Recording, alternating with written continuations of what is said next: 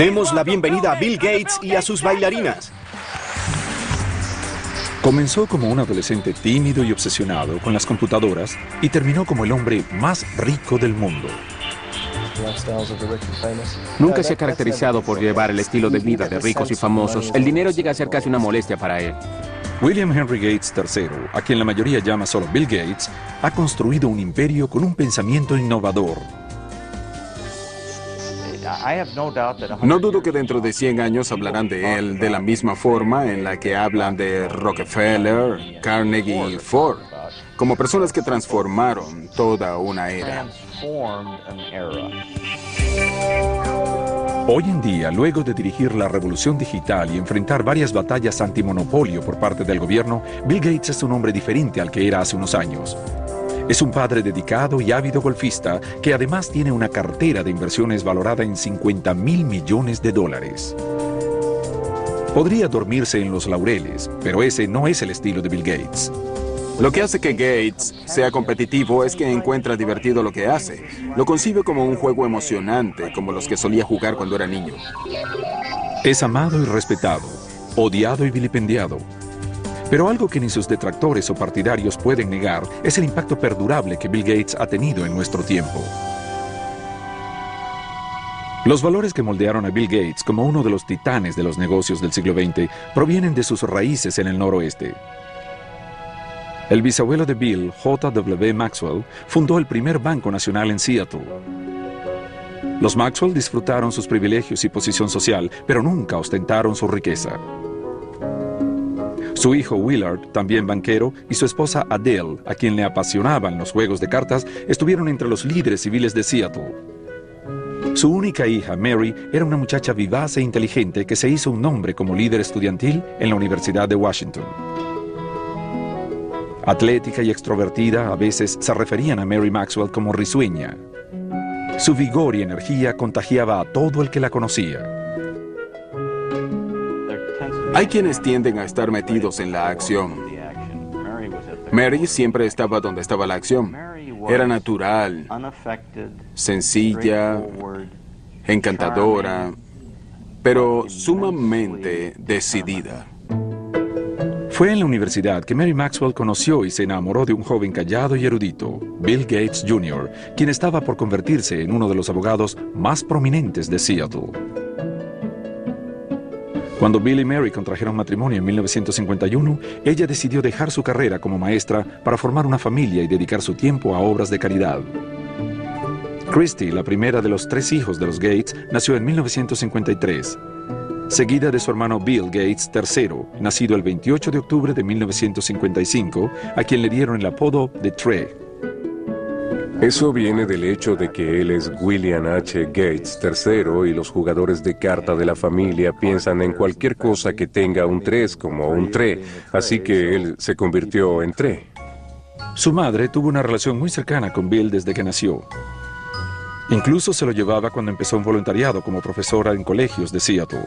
No pasó mucho tiempo antes de que su precoz hijo leyera la World Book Encyclopedia de la A a la Z. A veces se perdía por horas y cuando le preguntaba qué estaba haciendo, me respondía, estoy pensando, madre. La familia Gates valoraba las competencias y al pequeño Bill le encantaba probar sus habilidades en actividades al aire libre y juegos bajo techo. Entre sus juegos de mesa favoritos estaban Risk, donde el objetivo es dominar al mundo, y el siempre popular Monopolio, donde con un poco de suerte cualquiera se puede convertir en un magnate. Competía con su hermana en cartas, en ver quién armaba más rápido los rompecabezas, competencias de esquí, de navegación, de lo que fuera. Quería hacer todo bien, tanto o mejor que los demás chicos que estaban con él. Cada verano los Gates iban a un lugar llamado Cheerio, ubicado en el canal Hood. Era aquí donde Bill, su hermana menor Libby y el resto de la familia se unían a los amigos para organizar sus propios Juegos Olímpicos. Si te quedabas un par de días con ellos, terminabas agotado de tantos juegos y actividades. Era un lugar muy animado, definitivamente muy competitivo, de eso no hay dudas, y los niños eran parte de todo aquello, nunca había un momento aburrido.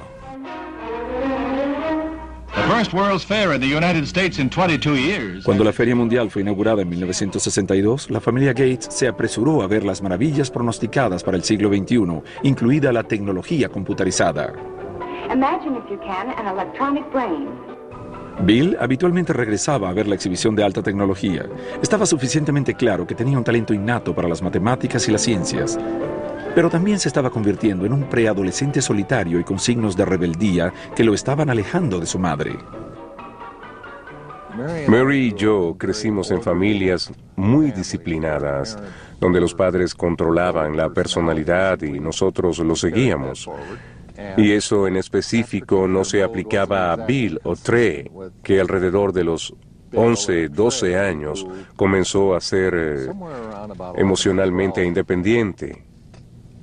Estaba decidido a saber por sí mismo qué quería o no quería hacer, y eso fue muy difícil para nosotros, especialmente para Mary. Estaba un poco perdido. Se sentía incómodo en el colegio. No estaba seguro de lo que quería hacer con su tiempo. Obviamente era un chico muy inteligente, brillante, pero le faltaba una guía. Así que para ese momento empezó a ir a terapia y se cambió de colegio. A pesar de que los padres de Bill creían en la educación pública, sintieron que él encontraría más orientación y disciplina en Lakeside, la mejor preparatoria privada de Seattle. Empezó a alcanzar su plenitud en Lakeside. Era un estudiante excelente para matemáticas, era excelente en todo y era espléndido en teatro. Le interesaba leer diferentes tipos de libros y así sucesivamente. No estaba orientado únicamente a las ciencias y matemáticas, tenía una amplia gama de intereses. Cuando Bill comenzó la preparatoria en 1969, el programa espacial de los Estados Unidos estaba en su punto más alto. El Apolo 11 había llevado al hombre hasta la Luna en julio de ese año. Pero las computadoras que lo habían hecho posible seguían siendo gigantes que costaban millones de dólares y necesitaban un pelotón de gente para manejarlas. La mayoría de las escuelas no consideraban la posibilidad de comprar una computadora, pero Lakeside había hecho un trato que influiría en el destino de Bill Gates. Una compañía de Seattle le ofreció a la escuela que usara su computadora a través de un enlace. El joven Gates estaba encantado por las posibilidades de esta máquina primitiva y comenzó a pasar cada momento libre en la sala de la computadora. La historia que se cuenta con frecuencia es completamente cierta. Se levantaba por las noches, se iba a trabajar con la computadora y regresaba sin darse cuenta que se había ido. Bill Gates compartía su adicción con un estudiante de una clase más avanzada, Paul Allen, que no podía ser más distinto a Gates. No solo era 2 años mayor que él, sino también significativamente más grande. Mientras Allen era de naturaleza callada y contemplativa, Bill podía ser estridente y polémico. Sin embargo, esta extraña pareja estaba destinada a hacer historia juntos. Mientras asistía a la prestigiosa preparatoria Lakeside, Bill Gates conoció a Paul Allen, un estudiante de una clase más avanzada que compartía su obsesión por las computadoras. Paul Allen y Bill Gates se hicieron muy unidos al escribir códigos de programación juntos con los que de alguna forma competían, pero de vez en cuando peleaban. Un día, Paul Allen votó a Bill Gates, que era más joven que él, de un grupo de programadores que habían formado. Sin embargo, luego se dio cuenta que necesitaba que Gates regresara. No podía continuar sin él. Al regresar, Gates dijo, estoy feliz por haber regresado, pero ahora yo estaré al mando. Para 1970, cuando Bill solo tenía 15 años, él y Paul Allen se asociaron en un negocio. Los chicos tuvieron una ganancia neta de $20,000 con Draft O Data, un programa computarizado que crearon para medir el tráfico automovilístico en Seattle. A pesar de que Bill venía de una familia adinerada, estaba decidido desde el inicio a formar su propia fortuna. El padre de uno de los amigos de la infancia de Bill decía que tenía olfato para los negocios. Incluso durante su infancia, ya sabía el valor de un contrato. Y tanto era así que tenía un acuerdo para usar el guante de béisbol de su hermana mayor, que estaba firmado como un documento legal. En el verano de 1972, a los 17 años, Bill fue a la ciudad de Washington a trabajar como paje del Senado. Este contacto con la política y el gobierno le resultaría muy útil más tarde. Al regresar a casa en otoño, se tomó un descanso del colegio cuando a él y a Paul Allen les dieron la oportunidad de tener su primer trabajo real en una empresa de computación. Empezaron a hablar de iniciar su propia empresa, pero los Gates le insistieron a su hijo que terminara la preparatoria y estudiara en la universidad. Su madre se preocupaba por él porque era retrasado social. Bueno, tal vez lo era, pero tenía otras cosas en mente. No era descortés ni brusco. Tal vez iba a su propio ritmo. Es un genio y tiene prioridades diferentes. Bill se graduó de Lakeside en 1973 y sus padres se enorgullecieron cuando fue aceptado en la Universidad de Harvard. Así que dejó Seattle y se dirigió hacia el este, a Cambridge, Massachusetts. Como estudiante del primer año, le pasó por la mente ingresar en la Facultad de Derecho, pero ninguna clase de estudio inspiraba su imaginación como su trabajo con las computadoras. Bill era el tipo de persona que siempre estaba decidida a hacer lo que de verdad le interesa.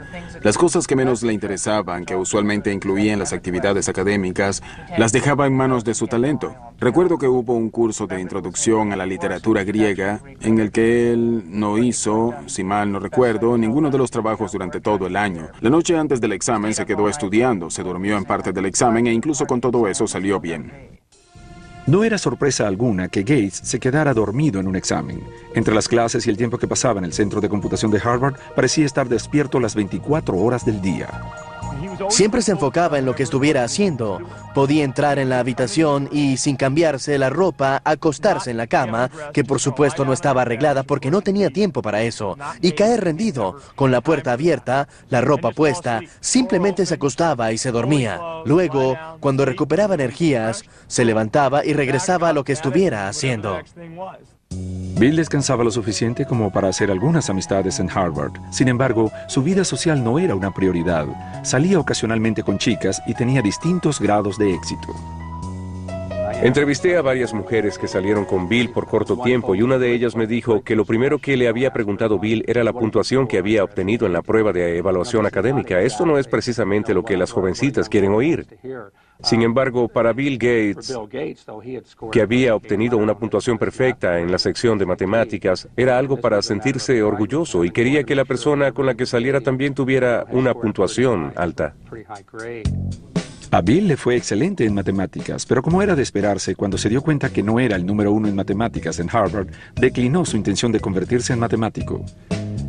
Mientras mantenía abiertas sus opciones académicas, decidió adquirir nuevas destrezas fuera de clases. Dedicó gran parte de su tiempo a jugar videojuegos, especialmente póker, algo que todos hicimos en nuestra época universitaria. Pero fue Paul Allen, el antiguo compañero de colegio y socio de Bill, quien le dio a Gates su mayor golpe de suerte. Allen se había mudado de Seattle a Boston por trabajo. En diciembre de 1974 encontró una revista en Harvard Square. La portada de Popular Electronics anunciaba la llegada del primer equipo pequeño de computación del mundo, el Altair 8800. Enseguida fue a mostrárselo a Bill.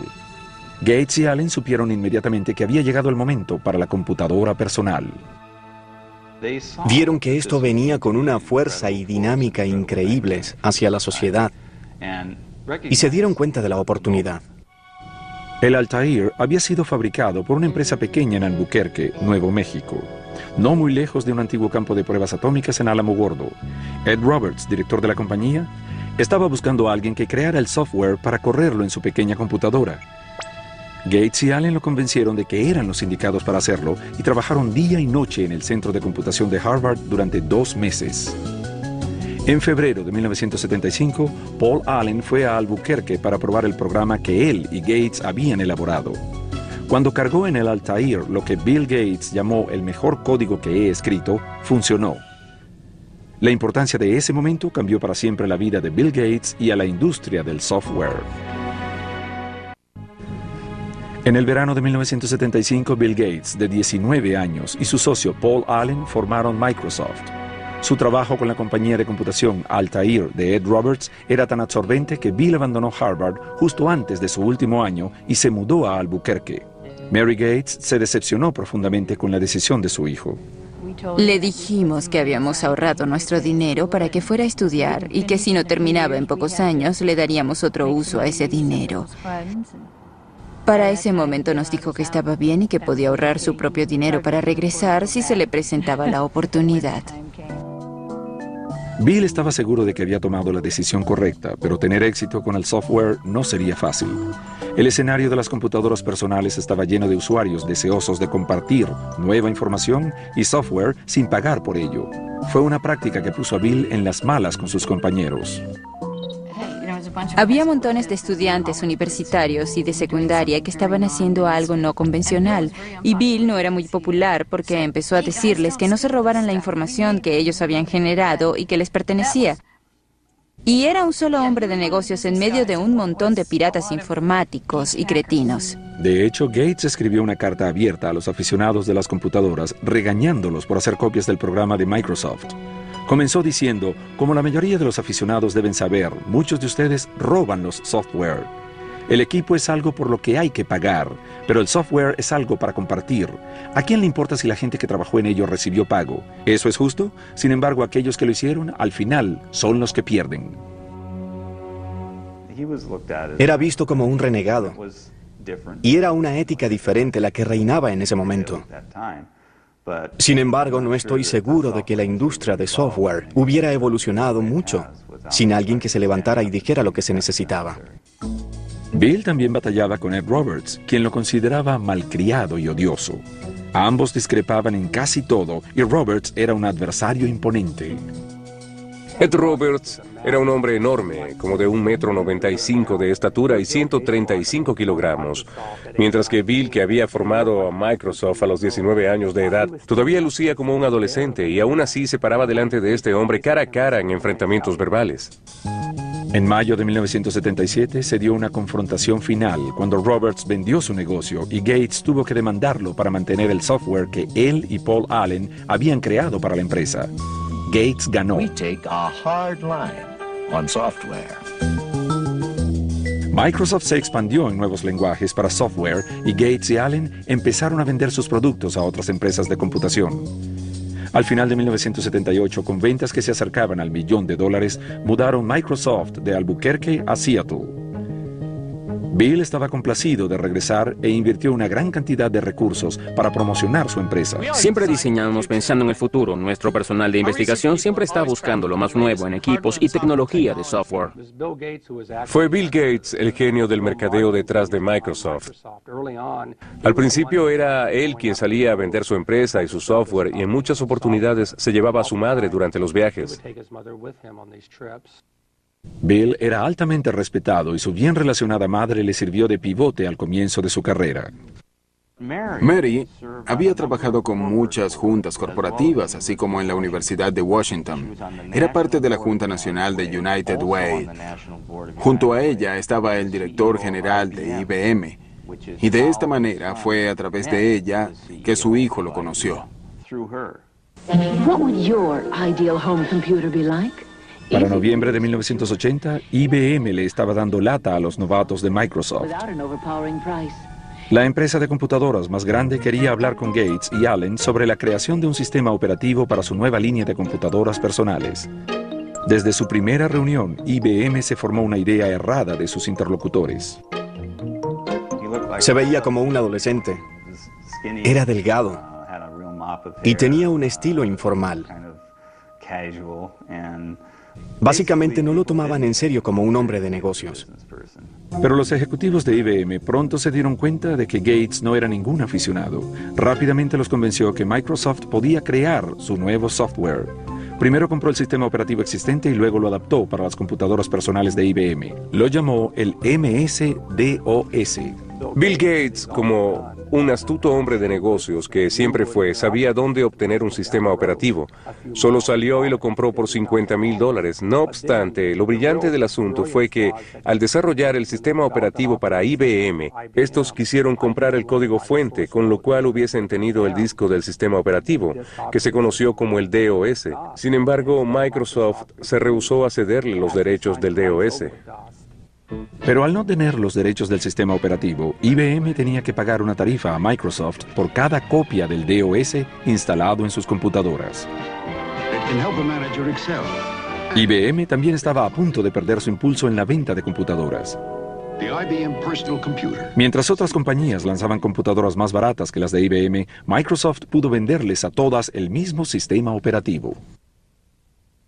Había toda clase de computadoras para ese momento y me inquietaba porque no sabía quién podría ganar en el negocio del hardware. Sin embargo, Microsoft tenía muy buenas posibilidades de ganar en el negocio del software. Entre 1978 y 1981, el crecimiento de Microsoft fue asombroso. El personal aumentó de 13 a 128 empleados. Los ingresos crecieron rápidamente de 4 a 16 millones de dólares. Para 1983, el 30% de todas las computadoras personales del mundo corrían con el software de Microsoft. Sin embargo, Bill Gates nunca descuidó el resultado final. Nunca viajaba en primera clase a menos que fuera absolutamente necesario. Usualmente lo podías encontrar sentado con una manta sobre su cara para poder dormir un poco. Sus padres le dieron buenas enseñanzas acerca del valor del dinero y del trabajo, que luego las aplicó no solo en el manejo de su vida personal, sino en la forma de dirigir Microsoft. Mi nombre es Bill Gates y soy el presidente de Microsoft. El comienzo de la década de los 80 fue un momento emocionante para una industria dirigida en su mayoría por personas menores de 30 años de edad. Microsoft empezó a trabajar en software para compañías innovadoras como Apple y su gurú Steve Jobs. Su computadora Macintosh y el software fueron considerados por muchos el invento más inteligente de la industria y el camino hacia el futuro. Para crear nuevos estándares se necesita algo que realmente cautive la imaginación de la gente. Y Macintosh, entre todas las máquinas que he visto, es la única que alcanza esos estándares. Pero no pasó mucho tiempo antes que Microsoft y Apple se vieran involucrados en una lucha por los derechos de la siguiente generación de software. Bill Gates también estaba a punto de recibir una noticia que afectaría a Microsoft hasta sus bases. Para 1983, el futuro no se podía ver más prometedor para Bill Gates, de 28 años, y Microsoft. El negocio de las computadoras personales estaba en ascenso y aún más la demanda de software. Bill Gates y Paul Allen surgieron como los príncipes de la era de las computadoras personales. Sin embargo, en medio del rápido ascenso de su empresa, fueron impactados por una noticia terrible. Paul Allen, amigo y socio de Bill desde la preparatoria, fue diagnosticado con la enfermedad de Hodgkin, una forma de cáncer. Esto le dio a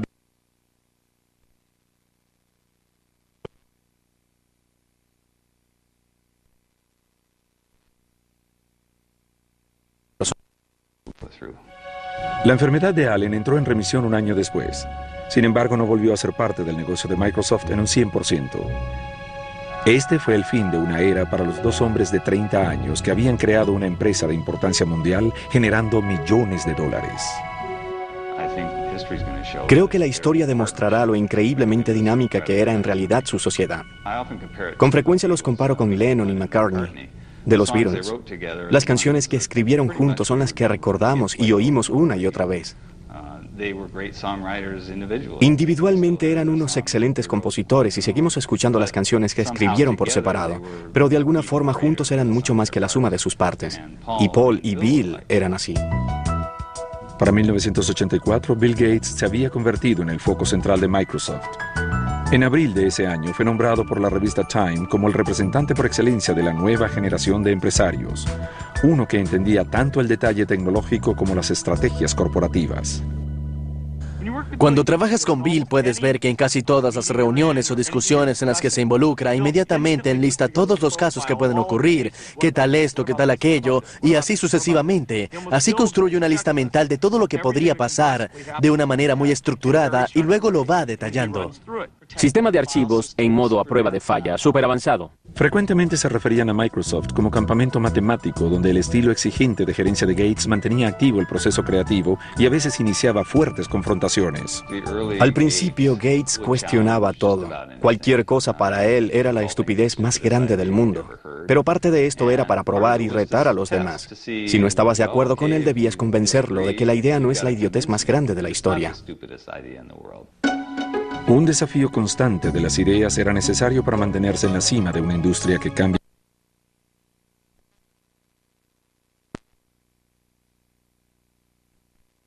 El lanzamiento del nuevo software nos convertimos en octámbulos.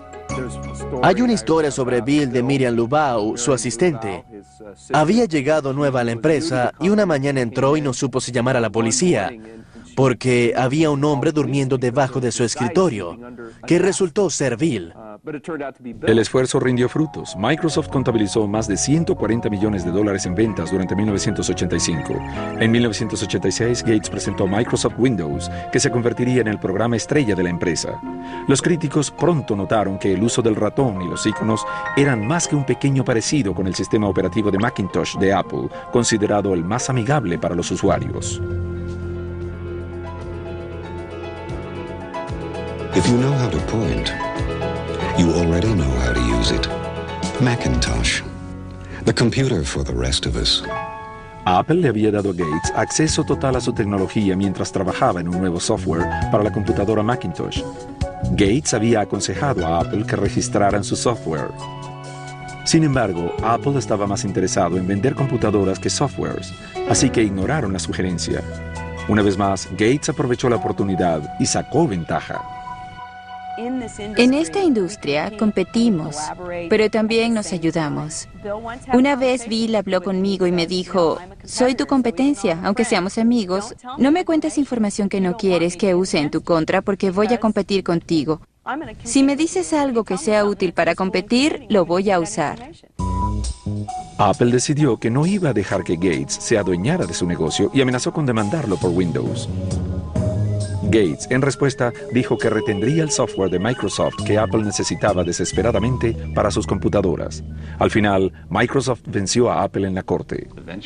Al final, Microsoft prevaleció al demostrar que, a pesar de que existían similitudes en la forma como operaban las computadoras, cada función individual de Windows era considerablemente distinta a las funciones de Macintosh. Aunque la primera versión de Windows tuvo sus fallas, le dio a Microsoft una nueva base financiera y creativa. En 1986, Bill Gates hizo pública su compañía.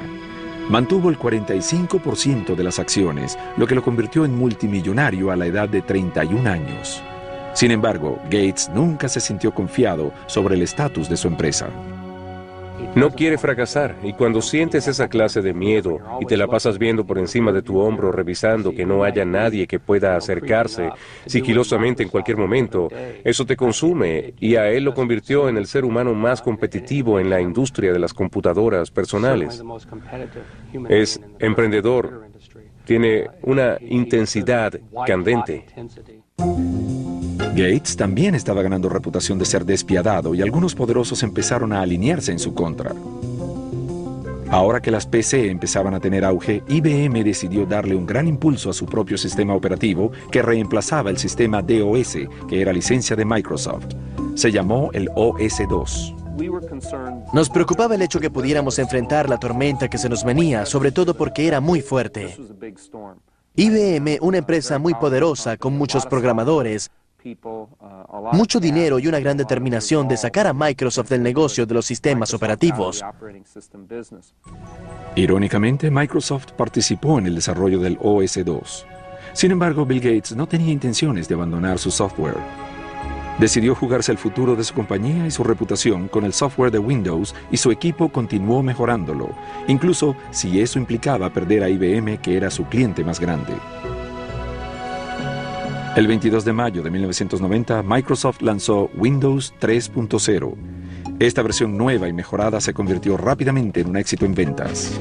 Al final, el OS-2 fracasó en el mercado, dejando a Microsoft prácticamente con un monopolio en sistemas operativos para PC. Con esto, la Comisión Federal de Comercio comenzó a denunciar que Gates estaba usando su dominio en los sistemas operativos para acabar con la competencia mediante la disminución de los precios de los productos Microsoft. Al parecer, el apacible presidente de Microsoft se estaba ganando una imagen destructiva. Bill Gates no es un hombre despiadado, solo necesita ganar y está dispuesto a hacerlo con o sin cortesía. No le importa. Un triunfo es un triunfo como sea. La guerra de precio no fue el único cargo imputado a Microsoft. En 1993, el Departamento de Justicia inició una nueva investigación. Gates tuvo que enfrentar a uno de sus adversarios más fuertes, el gobierno de los Estados Unidos. En 1993, Bill Gates y Microsoft se encontraban bajo una investigación del Departamento de Justicia de los Estados Unidos. Analizaron quejas según las cuales Microsoft les cobraba a los fabricantes de computadoras una tarifa basada en el número de computadoras vendidas, incluyendo las que no tenían instalado el software de Microsoft. Hacían que los fabricantes de computadoras le pagaran por el software de Microsoft sin importar que estuviera o no instalado en la computadora. De esta manera evitaban que sus competidores entraran en el mercado. El Departamento de Justicia acusó a Microsoft, la empresa de software más grande del mundo, de incurrir en prácticas desleales de contratación y mercadeo. En julio de 1994, Microsoft accedió a dejar de cobrar la tarifa en cuestión y el Departamento de Justicia desechó el caso. Gates nunca admitió que Microsoft tuviera un monopolio y sostuvo que simplemente proporcionaba un software mejor a un precio más bajo. No somos depredadores que vamos por ahí comiéndonos todo. Salimos al mercado con estas cajitas, estos paquetitos de software amigables que los instalas en tu computadora y puedes divertirte y hacer tu trabajo usándolo. Pero para los inversionistas no era así de simple. La investigación gubernamental y las peleas con IBM y Apple provocaron una caída del valor de las acciones de Microsoft. Ahora había más presión que nunca en lanzar la siguiente versión de Windows. Gates encontró formas ingeniosas de disminuir la tensión. Apareció en comerciales de la empresa en compañía del ejecutivo estrella de Microsoft, Steve Ballmer. A veces hacía entradas dramáticas al tratar de vender su compañía en las convenciones de software. Una vez llegó como el señor Spock de Viaje a las Estrellas. Gates también estableció los microjuegos. Esta competencia de juegos entre los trabajadores de Microsoft es una reminiscencia de los juegos de su infancia en el canal Hood.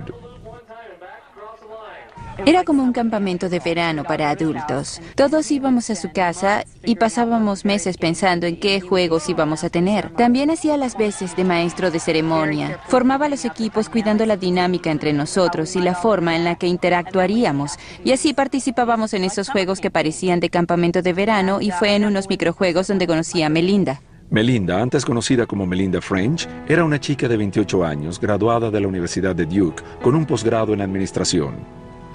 Había trabajado como ejecutiva de Microsoft por varios años. Estaba muy claro para la familia y amigos de Bill que ella era la mujer con quien Gates, de 37 años de edad, había decidido pasar el resto de sus días. Salió con Melinda por un tiempo antes de que se casaran, así que los vi juntos por varios años. Siempre me pareció que había algo muy especial entre ellos, un alto nivel de intimidad y conexión intelectual que era efervescente. Es una persona maravillosa, la pareja ideal para él. Muy inteligente, organizada, solidaria, apegada a su familia y orientada hacia la vida familiar. Bill y Melinda se casaron en Hawái el 1 de enero de 1994. En la víspera de la ceremonia, Bill preparó una serenata muy especial para Melinda. Consiguió que Willie Nelson cantara la noche antes de su boda y fue una gran sorpresa. Bill se levantó y dijo, realmente amo a Melinda y me encantaría cantar para ella esta noche. Pero como no cantó muy bien, le pedí a un amigo que cantara para nosotros. Así que fue una gran sorpresa. En Melinda, Bill encontró una compañera que le dio esa felicidad a nivel personal que tanto había buscado, además de comprender las exigencias profesionales de su negocio. Sin embargo, a pocos meses de su matrimonio, la felicidad que Bill compartía con su familia se convertiría en dolor. A su madre Mary, quien había sido su aliada más fiel, le diagnosticaron cáncer de seno. Falleció en la mañana del 10 de junio de 1994. Bill corrió a casa para estar con su madre. Llegamos esa noche a casa luego de haber sido detenido por un oficial de policía por exceso de velocidad. Por supuesto, el oficial lo reconoció. Por cierto, no era la primera vez que lo detenían por esta causa. Y al observarnos, nos preguntó qué pasaba, porque las lágrimas me corrían por el rostro. Él le respondió, lo siento, es que mi madre acaba de morir. El oficial nos dejó continuar con la condición de que redujera la velocidad. Estaba profundamente afectado por la muerte de su madre. Todos lo estábamos. En los años siguientes, Bill siguió los pasos de su madre y continuó con su obra, creando una fundación filantrópica para ayudar a los proyectos grandes de salud y educación. Pero toda su fortuna y poder no lo protegerían de la crisis que él y Microsoft tendrían que enfrentar más adelante. Para 1995, Bill Gates, de 39 años de edad, se había establecido como esposo y hombre de familia. Junto a su esposa Melinda se tomó un descanso para explorar desde África hasta China. Ahora sí parecía que Bill Gates lo tenía todo. Este es un hombre tan exitoso que su chofer es Ross Perot. Damas y caballeros, denle la bienvenida a Bill Gates y a sus bailarinas. 1995 también fue un año de éxitos para Microsoft. Windows 95 fue presentado con gran fanfarria. The Tonight Show, conducido por Jay Leno, presentó con bombos y platillos el nuevo software. Windows 95 es tan sencillo que hasta el conductor de un programa de entrevistas puede entenderlo. ¡Vaya! Estaba claro que Gates seguía siendo el mejor vendedor de Microsoft, pero desde ese momento ya no iban a ser solo negocios para el jefe. El 26 de abril de 1996, Bill y Melinda tuvieron a su primera hija, Jennifer. Simplemente adora a esa pequeña. Es tan maravilloso verlo. Como padre, para mí es muy gratificante ver que mi hijo tiene ese mismo sentimiento hacia sus hijos que yo sentí por él y sus hermanos. Es realmente gratificante. Un año después del nacimiento de su hija, Bill se mudó con su familia a una casa soñada de $54 millones. Junto con las habitaciones de la familia e invitados está la biblioteca que alberga el cuaderno de Leonardo da Vinci, por el que Gates pagó más de $30 millones. Sin embargo, aunque la casa sirve para muchas actividades de negocios, para la familia Gates es solo su hogar. Es un hogar extraordinariamente familiar y amigable. Recuerdo que la primera vez que entré luego de terminada, estaba caminando y encontré pequeños autos de juguete en varios lugares y cosas así. No es una casa antiséptica en la que temes tocar o sentarte en cualquier lado. Mientras la vida personal de Bill Gates se desarrollaba plenamente, su vida profesional se frustraba. Para 1997 encontró que estaba bastante retrasado en el aprovechamiento del mercado de Internet. Una empresa llamada Netscape dominaba las ventas de los usuarios de Internet, el software requerido para tener acceso a las páginas web. Gates se propuso cerrar la brecha, incluyendo Explorer, su propio navegador, con cada copia de Windows. Muchos lo vieron como una jugada sucia, una movida para eliminar a su principal contrincante.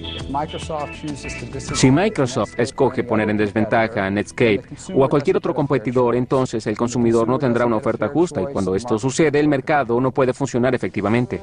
En 1998, Gates fue citado en el Senado, donde alguna vez fue paje, y se le acusó de dirigir un monopolio ilegal. Espero que mi testimonio ayude a la Corte a resolver el problema con este caso. Eso sería lo mejor para los consumidores y la industria. Es por ello que estoy aquí. Gracias. El Departamento de Justicia del presidente Bill Clinton, conjuntamente con 19 estados, presentó una demanda antimonopolios contra Microsoft. Fue en su categoría la demanda más grande en la historia de la industria de las computadoras. Actualmente Microsoft tiene el poder de ejercer un control depredador y exclusionista sobre los medios a través de los cuales nos conectamos a Internet. Es muy parecido a que General Motors tuviera la potestad de decidir qué tipo de gasolina le colocas a tu automóvil, o qué interestatal debes tomar, o incluso cómo llegas a la interestatal. En el año 2000, un juez federal dictaminó que la compañía debía dividirse en dos. Luego de más de 2 décadas de éxitos constantes, esto fue un golpe muy duro para Bill Gates. El juicio antimonopolios afectó profundamente a Bill Gates. Le afectaron mucho que lo acusaran de malhumorado, arrogante, que no respondía claramente a las preguntas, que estaba intentando obstruir a la fiscalía. La demanda antimonopolio duró 4 años y le costó millones de dólares a Microsoft en tarifas legales. Al final, en 2002, el Departamento de Justicia, bajo la administración del presidente George Bush, le ofreció a Microsoft un acuerdo favorable. Ese fue un momento de desesperación para los detractores de Microsoft y uno de triunfo para Bill Gates y su empresa. En medio de la demanda antimonopolio, Bill Gates sorprendió a muchos al renunciar al cargo de director ejecutivo y nombrándose presidente y jefe de arquitectura de software. El trabajo de director quedó para su viejo amigo de Harvard, Steve Ballmer. Son viejos amigos y Gates de verdad quería ser solo el hombre de las ideas. En realidad quería retroceder un poco y así lo hizo. Y actualmente está trabajando muy bien. Fue muy difícil para él dejar ir a su criatura, pero ya se acostumbró. Durante la última década, Bill Gates ha tenido una misión: compartir su riqueza. En el año 2000 formó la fundación Bill y Melinda Gates, que invierte millones de dólares anuales en computadoras, medicinas y vacunas para aquellos que más lo necesitan. En el mundo la diferencia entre los ricos y los pobres es muy marcada. La conciencia colectiva de la crisis relacionada al SIDA y las intervenciones efectivas son muy pocas. Ahora es el momento de realmente hacer cambiar las cosas. Ha declarado públicamente que no dejará su enorme fortuna a sus hijos. Bien, lo que Bill Gates dijo es que regalará el 90% de su fortuna antes de morir. Bill Gates se ha convertido en un ícono global. Su segundo libro, Negocios a la velocidad del pensamiento, ha sido publicado en 25 idiomas y está disponible en más de 60 países. En 2004, la revista Forbes lo posicionó como el hombre más rico del mundo por 11º año consecutivo. Su cartera de inversión, estimada en $50.000 millones, le da algún tiempo para disfrutar la vida con su familia y otras actividades como el golf o el bridge.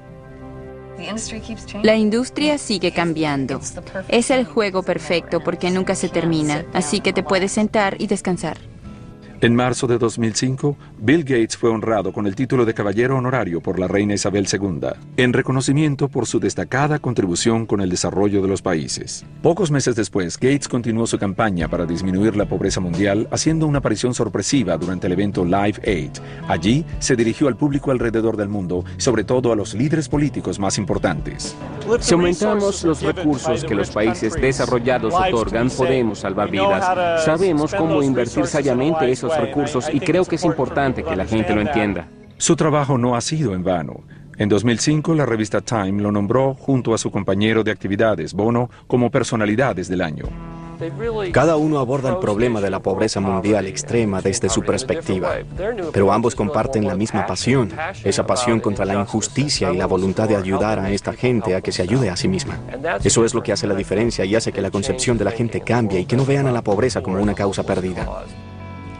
Siempre viendo hacia el futuro, este visionario está invirtiendo mucha de su energía en expandir el mercado de Microsoft a nivel mundial en zonas como el Medio Oriente y China. La principal misión de Gates es incrementar y fortalecer la implementación de la tecnología de Microsoft en el sistema de computadoras de estas regiones. A pesar de todo, William Henry Gates y su empresa enfrentan retos constantes con sus competidores, desde Apple hasta Google. Pero Microsoft está apostando todo con la siguiente versión de su sistema operativo Windows, llamado ahora Windows Vista. Para placer de los detractores de Microsoft, este lanzamiento ha tenido algunos retrasos. Programado inicialmente para 2005, el lanzamiento fue replanificado para diciembre de 2006 y representa el mayor avance de la plataforma Windows desde la versión 95. Está diseñado para ser la base sobre la cual la industria podrá construir un nuevo camino hacia la innovación. Entre tanto, Gates y Microsoft han enfocado sus esfuerzos en mejorar su software para luchar contra los virus de computadora y los spam. Se dice que el mismo Gates recibe 4 millones de correos no deseados por día. Bien sea que lo vayan a recordar como un magnate ladrón, un filántropo o simplemente el hombre que diseñó una mejor trampa para ratones, nadie puede negar que Bill Gates y su empresa estén preparados para continuar cosechando éxitos en el siglo XXI.